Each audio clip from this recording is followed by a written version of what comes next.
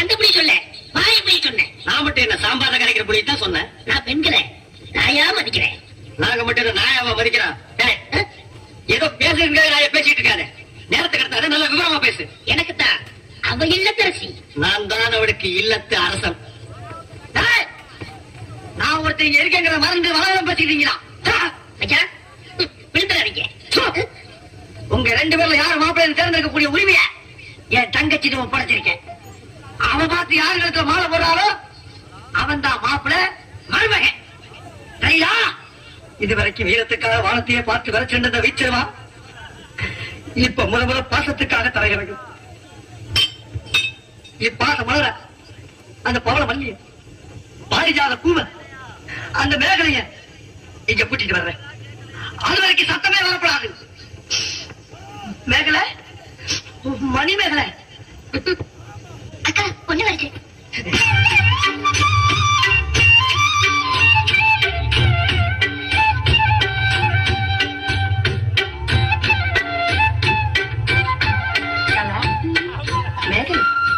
மணிமேகலை என்னடா வெக்கமா? பிள்ளைங்க வந்திருக்கானுங்க பாருடா. பொத்தி பொத்தி வளர்த்த பிள்ளை மேகலை, அதனால அதுக்கு வெக்க விட்டு போக இருக்காதுங்களா? பின்ன சரிடா.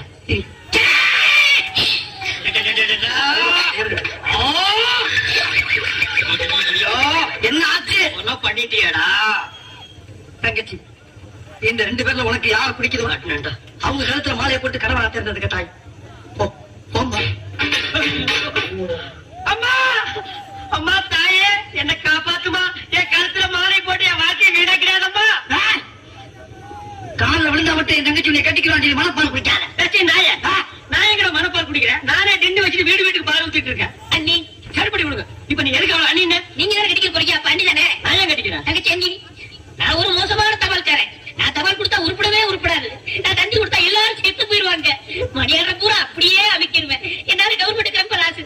அதனால வயசுல மூத்தவர் இந்த மண்ணில் பிறந்த மாணிக்கம் அவரை கட்டிக்கமா. அம்மா நான் ஒரு பேமானிமா. நான் ஒரு புறம்போக்குமா. நான் ஒரு சோமாரி. அம்மா நான் ஒரு கேஸ் மாறி. நான் ஒரு மொல்ல மாறி. ஐயோ நான் ஒரு தெல்ல மாறி. நான் ஒரு முடிச்சாக்கி.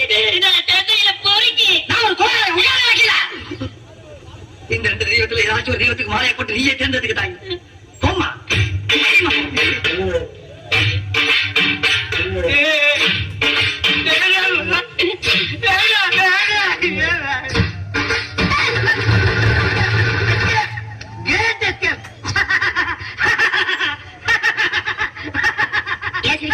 நீ செத்ததுக்கு அப்புறம் தான் உனக்கு மாலை விழும்னு நினைச்ச.